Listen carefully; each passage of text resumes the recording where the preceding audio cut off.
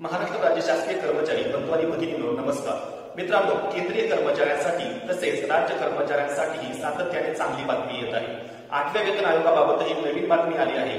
आगामी काळात कर्मचाऱ्यांच्या पगारात नव्या सत्राने वाढ होणार असल्याचे अर्थ मंत्रालयाने स्पष्ट केले आहे.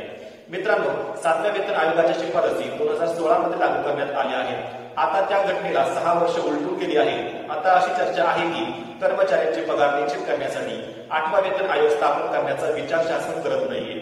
मात्र नव्या फॉर्म्युल्यानुसार कर्मचाऱ्यांचे पगार दरवर्षी निश्चित होणार आहे, अशी अर्थ राज्यमंत्री पंकज चौधरी यांनी लोकसभेत माहिती दिली. श्री पंकज चौधरी यांनी एका प्रश्नाच्या उत्तरात सांगितले की केंद्र सरकारी कर्मचारी आणि राज्य सरकारी कर्मचारी तसेच निवृत्ती वेतनधारकांचे पगार, भत्ते आणि पेन्शन मध्ये सुधारणा करण्यासाठी सरकार 8व्या वेतन आयोगापेक्षा काहीतरी वेगळा विचार करत आहे.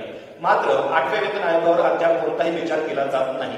ते म्हणाले की कर्मचारी आणि निवृत्ती वेतनधारकांचे वेतन, भत्ते आणि निवृत्ती वेतनाचा आढावा घेण्यासाठी वेतन आयोग स्थापन करण्याची गरज भासत नसल्याचेही त्यांनी स्पष्ट केले. तसेच पगारवाढीचा नवीन फॉर्म्युला काय आहे यावर राज्यमंत्र्यांनी चर्चा केली. कर्मचाऱ्यांच्या पगारवाढीबाबत ज्या नवीन फॉर्म्युल्याची चर्चा होत आहे तो म्हणजे आयक्रॉइड फॉर्म्युला.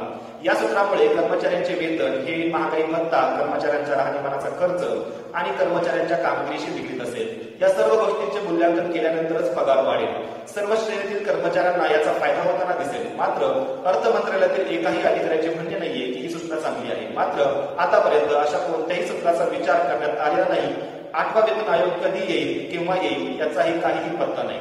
तर मित्रांनो, ही होती बातमी. ही बातमी जर तुम्हाला आवडली असेल तर या व्हिडिओला लाईक करा आणि अशा प्रकारच्या वेतन आयोगाच्या बातम्यांसाठी, माहितीसाठी चॅनलला लगेच सबस्क्राईब करा. मित्रांनो, भेटूयात एका नवीन व्हिडिओमध्ये. तोपर्यंत नमस्कार.